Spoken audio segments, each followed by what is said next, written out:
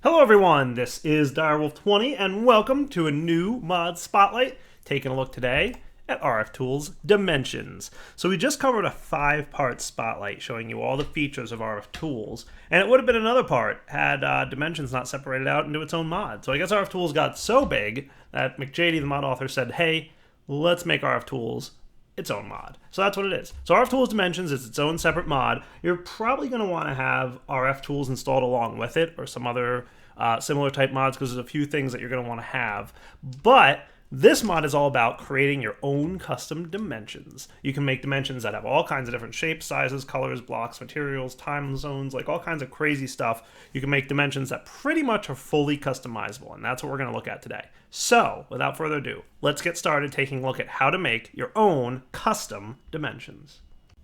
So in order to get started, you're going to need a dimension inscriber and a dimension builder. These two blocks, not terribly hard to make, are what you're going to use to get started with your dimensional exploration. So let's place them down and see what they're about. The dimension inscriber does not need power, and it's going to use Dimlits to create what's called a dimension tab. So dimension tabs are pretty much what stores everything that you want to know about a dimension. What type of world it is, what kind of stuff is in there, what kind of creatures you might find, what time of day it is, so you can make eternal day worlds. That would be described on the Realized Dimension tab. An empty Realized Dimension tab, which we just created, is going to go ahead and randomly assign all the traits. So we have no idea what this dimension is going to look like. It could be made out of diamond blocks, or it could be made out of dirt. It could be eternal day or eternal night, or just have a normal day-night cycle. So there's literally thousands of combinations. And this Realized Dimension tab is going to be completely randomized. Now, if you were to hold Shift and right-click, it'll tell you all the Dimlit tablets that you put inside of it. Now, we didn't put any Dimlits in there, and we'll talk about all the different types of Dimlits in a minute. The other thing we're going to need to get started, visiting our very first dimension, is this guy, the Dimension Builder. Now, dimensions require power, and there's 3 types of power that goes on there. Creation cost, maintenance cost, and tick cost. So if you flip through the RFTools Dimensions manual, you'll find out that the creation cost represents how much power is needed to initially create the dimension. That's the first time it's created. And the tick cost is a modifier of how many ticks that Dimlit will add to the creation of the dimension. So basically when we add Dimlits to this thing, the tick cost might go up, meaning it'll take longer to add power. And then finally, we've got the maintenance cost once the dimension is up and running. That's how much power it'll use to keep the dimension going. So all we got to do is pop our Realized Dimension tab in here, and you'll notice it's starting to get a whole bunch of power. Dimension progress, boom, dimension is ready. And it just drained a whole lot of power. That's because each dimension tab can store up to 40 million RF. So keep that in mind. It'll dump all the internal buffer directly into the Realized Dimension tab and then start filling it up. And we'll see the maintenance cost, 20 RF a tick, specified 10 RF a tick. So what is the difference there? Specified RF per tick means I told it these are the Dimlits that I want to make up my dimension. This is what my dimension should be made out of, and as a result, the cost is 10 RF a tick. However, random attributes are assigned to a dimension if you don't specify them. As a result, they also cost RF a tick, but it's only about 10%, which means that something that would normally cost 100 RF a tick got added to my dimension randomly, and it's adding 10 RF a tick, 10% of that 100, to the dimension costs. Cool? So the dimension is built. We're ready to visit it. I didn't give it a name. I could have named it down here on the bottom left, but I didn't. So there's a blank name associated with it, and it's ready to roll. Cool? So let's go visit it, shall we? How do we get there? Luckily, we already know all about RFTools and matter transmitters. Cool? So we've got a matter transmitter, and we've got a dialing device. Let's set one up. So I'm going to go ahead and rename this dimension to First Dim. Not a problem. And now it's got a name. First Dimension. All right. To get there is pretty straightforward. When a dimension is created, it's going to automatically create a matter receiver. So since we've got RFTools ready to go, we're pretty good to go. Nice. That's cool. So we can see dimension ID 2 is ready to roll. And I'm ready to teleport there. There's only one thing we're going to want to make sure we do. Make sure we have a way to get back home. So before we teleport over that dimension, we're probably going to want to make sure that we don't get stuck over there. So let's get a matter receiver. and get a dimensional transmitter thingy so we can teleport our way back. So advanced charged parter, we'll click that dude, and we'll make sure that you've got all the power you need to get us home. So now let's teleport over and see what this totally randomized dimension looks like. No idea what it's going to be. Could be a void world, could be just a normal terrain gen. So we've got some pigs. Let's see, we're hanging out currently in a forest biome. It's definitely a weird looking dimension. Looks like some kind of sky islands, so that's kind of neat actually. Cool, right? Very nice dimension, looks pretty nice. So this is our very first dimension. Awesome, but it's totally randomized. And honestly, I'd like to be able to create some custom stuff. Enter Dimlits. There's a couple places that you can find Dimlits, and this nifty little house here is one of the places that you can find them. If we pop open the door and go inside, we'll see that inside this chest there are Dimlit parcels, some basic Dimlit components, and then on the wall here you might find yourself some actual Dimlits. Nice. What are these things and how do we use them? So first off, the Dimlit parcel is nice. When you right-click it, you have a chance of getting some Dimlit components added to your inventory or Dimlits themselves. Okay, Dimlits pretty much specify all the attributes and variables that could be applied to a dimension. So for example, the Dimlits that I just received, Dimlit Warm. Cool. A biome controller will affect how biomes are used in this dimension. Neat. I also got Netherrack and Granite. Cool. These are material Dimlits. They affect how the materials in the dimension that you're creating are made. So if we go into Dimlits and coding the world, we'll see a lot of different types of Dimlits that are available. Definitely worth looking into it. So there's terrain Dimlits. They're used to define what the world looks like. So a normal world, a flat world, skylands like I'm in now. We've also got digit Dimlits, which we'll talk about in a little bit. Biome Dimlits control the biomes that can appear in the dimension. If you only specify one biome Dimlit, you're only going to have one biome in the entire dimension. And the biome controller determines how many and which type of biomes are selected. So for example, you could have checkerboard biomes and other types of biomes that are pretty neat. Material Dimlits are what we just saw. So for example, we can make a world out of Netherrack. And we probably could because we just got the Netherrack Material Dimlit. Okay? Liquid Dimlits are like Material Dimlits, except they specify liquids. Feature Dimlits control what features appear in a world. So you could have floating ores, and we could have all kinds of different neat things, tendrils flowing through the land. There's a bunch of different feature Dimlits that we'll take a look at. And then there's structure Dimlits, so we can add strongholds, villages, and mine shafts, for example. Mob Dimlits let you specify which mobs should spawn in your world. Sky Dimlits allow you to change colors, sizes, or even existence of very objects in the sky. So you can add moons and rainbows and all kinds of other crazy stuff with your Sky Dimlits, and you can also control the color of the sky. Time Dimlits let you specify how time flows. So you can always make it daytime or noon, or you can make it go faster or slower. Weather Dimlits let you specify what type of weather is allowed in there. Effect Dimlits can add positive or negative effects to the dimension. And then special Dimlits, which are pretty rare, there's 5 of them. Peaceful Dimlit pretty much makes the dimension peaceful. It's expensive and will never be randomly generated in the dimension you create. The Efficiency Dimlit reduces the cost of energy per tick.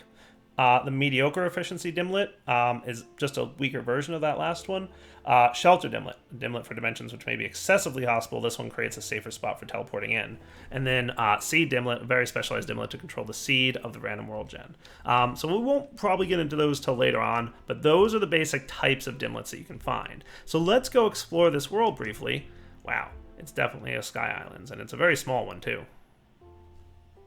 So I just found another one of those nifty little houses, and inside I found something cool. Sky Dimlit, body, small moon. So we just figured out how to add small moons to the sky of our dimensions. There's an effect, dig slowdown 3, neat. And then here is, looks like a material one, crag rock, cool. And inside the chest we've got more Dimlit objects, and we've got this little guy, cyan wool. I can make a dimension out of cyan wool. How cool would that be? All right, let's teleport home to our actual home. Whoosh.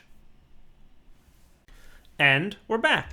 Now there's something really important that you need to know about dimensions. Each dimension is customized based on the Dimlits that you place inside the dimensional inscriber when you make it, which means that if you make 2 dimensional tabs with the exact same dimlets, you will go to the exact same dimension. Not two different dimensions that look the same, but the exact same destination. Meaning if you build a house in a dimension and then you make another dimension tab with the same dimlets on it, it will be the same dimension and that house will still exist. And I can demonstrate that by getting another dimension tab.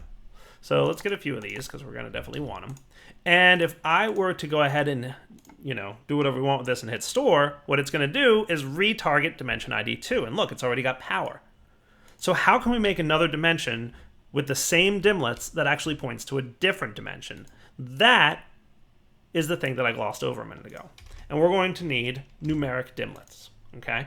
Numeric dimlets, which are right around here, digit dimlets, you can start with digit 0 and then just craft digit 0 to get 1.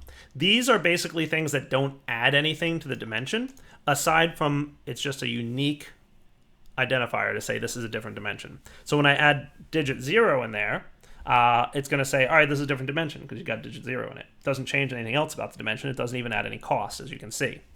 So that now when I go in here, and we can name this second dim, okay, and hit store, what we've got in there is a new dimension. Cool. It's named second dim. And this is going to be, again, completely randomized because I didn't specify any information. Creation cost is going right now, 1,000 RF per tick. Boom, we just created the dimension. Now we're ready to probably visit it. All right, so let's go visit that dimension. But first, I'm going to store some of my dimension tabs. Cool. So all we've got to do is go over to this guy and dial up my second dimension, which is ID number 3.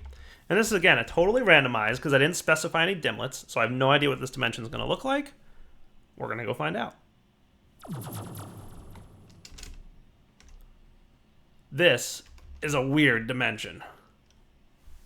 So it looks like these are actually bluish clouds, which is cool. And I'm also at Y level 136 at the moment, right? Yeah, so I'm at pretty high of Y level. I must be on the roof of some dimension. Wonder if this is a dimension like the Nether and I spawned on the roof. Let's go see if we can figure it out. Beats me. I just dug down a bunch. There might be some kind of cave system underneath this area, but I'm too terrified, so let's get out of here. So the next block I want to talk to you guys about is the Dimlit Workbench. This guy, again, requires a little bit of power. What you'll find in the Dimlit Workbench are all the different types of dimlets available to you. There's a lot. So at the top here, we'll see a bunch of biome type dimlets, and we can see the many, many types of biomes. Underneath here, we're seeing liquid types. So you can see all the different types of liquids that can be added in there. And obviously, liquids added by mods are options for you. Cool. There's different rarities as well, which we'll talk about rarity in just a minute. Okay, then there's the material dimlets, so we can have magical wood planks make up your biomes, or netherrack, or obsidian, or resonating ore, all kinds of cool stuff that can go in there, right? Beyond material, we've got the mob types. We've then moved into the types of different skies that you can add, right? So different colored skies and different objects in the sky. Pretty cool. Structure types, terrain types. There's a lot of different terrain types, which is pretty neat. I don't even know what half of these are, but it looks cool. We should check out some of them.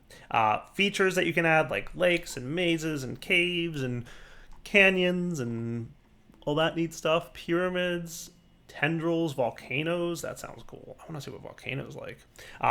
You can have the different types of time, so it can always be nighttime, always be daytime. Then you've got your digits, the different effects that you can have on there, and then specials. And finally, you've got your biome controllers.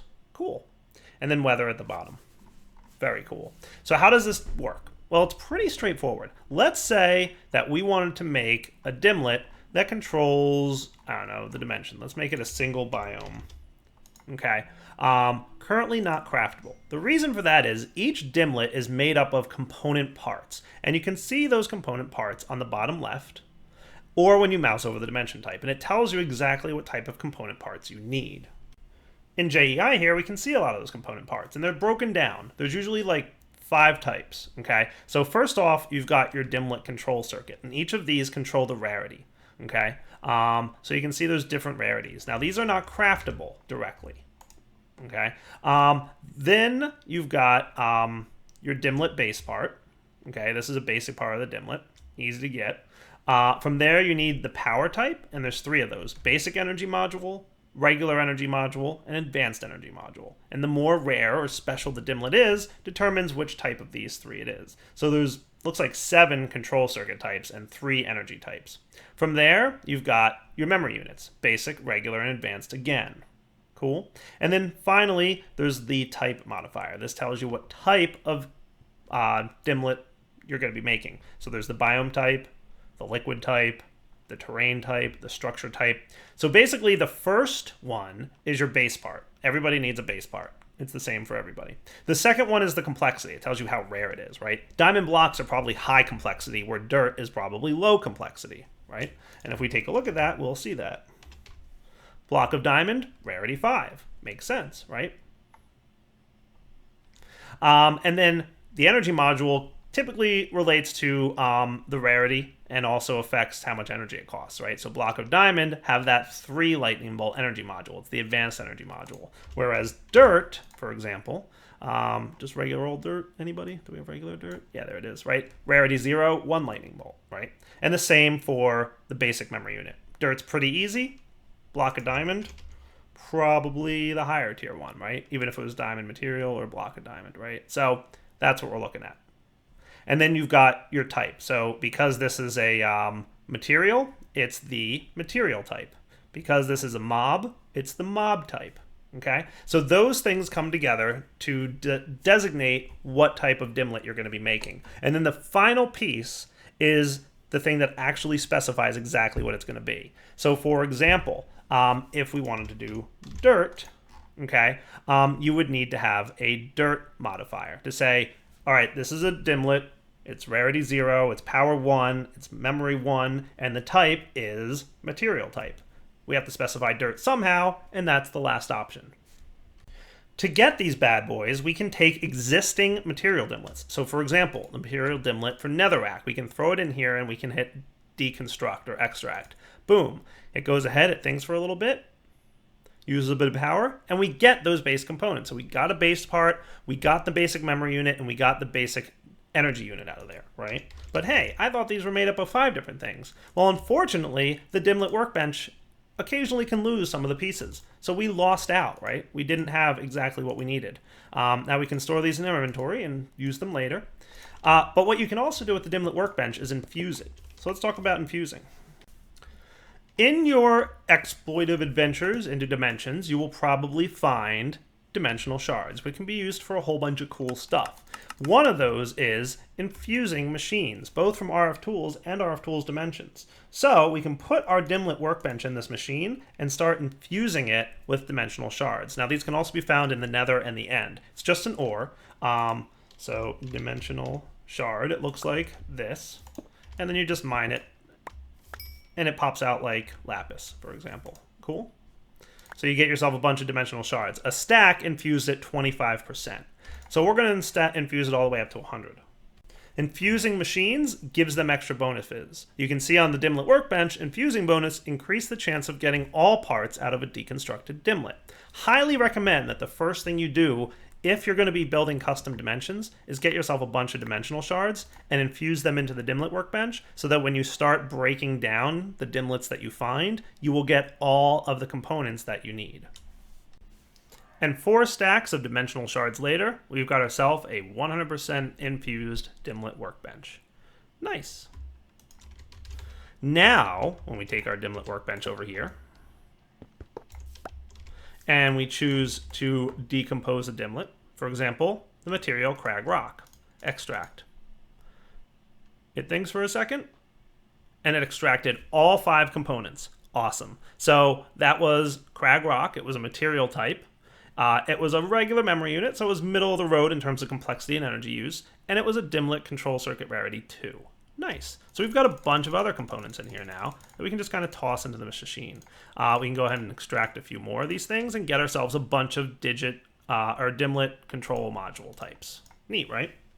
It should be also noted that you can get these Dimlit things from Enderman. So killing Enderman will also drop them. So if you set up an Enderman farm, you should be in pretty good shape to get a lot of this stuff. So you're probably wondering, I've got 5 out of the 6 components I need to build something. Let's make a plains biome.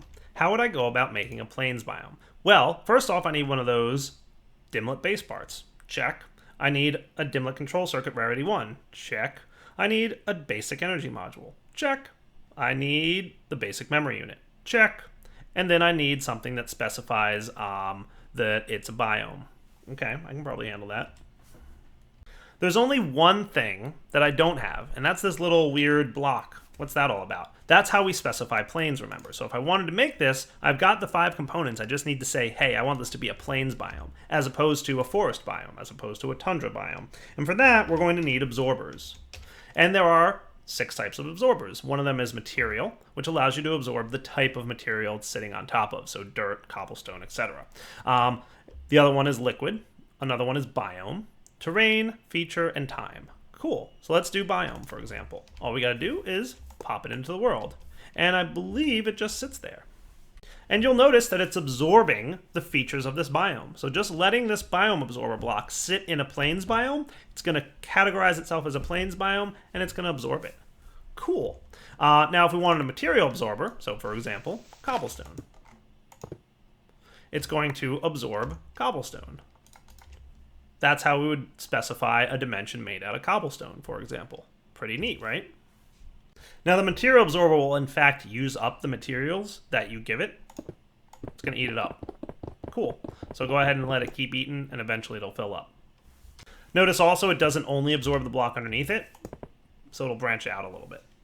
The time absorber is also a little bit different. You just need to give it a redstone signal at the right time of day. So for example, if you want it to be like a noon-based time absorber, just go ahead and give it a redstone signal, and you'll be good to go. So it looks like our plains biome absorber has finished absorbing the plains biome essence. Nice. I can now break it, bring it over to my Dimlit Workbench, place it in the bottom left, and now I can make a biome Dimlit plains.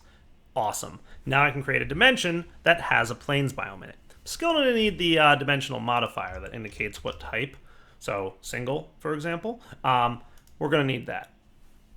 And you'll also notice on the tooltip here, currently not craftable. So there are a handful of Dimlits that aren't currently craftable with this system, and you'll need to rely on finding them in chests or in biome or in dimensions or whatever, right? But the plan is for eventually all types of modules to be craftable. It's just there's a handful of these types that aren't craftable yet, and they're kind of a work in progress, let's say.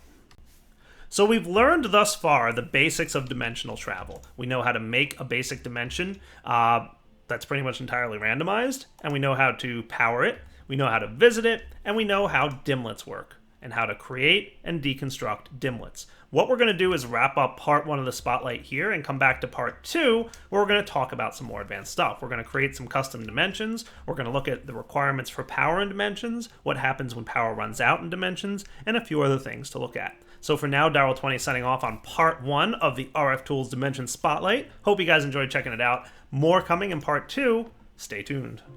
And for now, take it easy.